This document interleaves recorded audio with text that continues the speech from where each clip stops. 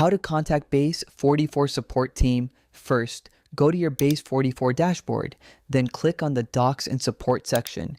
This will open a page where you'll see three different options: Documentation, Discord Community, Open Support Ticket. First, I recommend checking the Documentation section by clicking on it.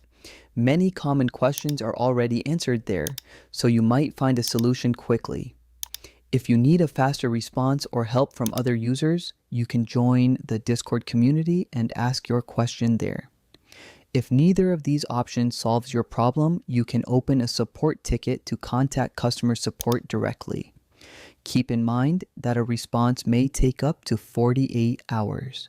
To submit a ticket, select the appropriate category, enter the subject, and provide a clear description of your problem. You can also add attachments such as screenshots or files to help the support team understand your problem better.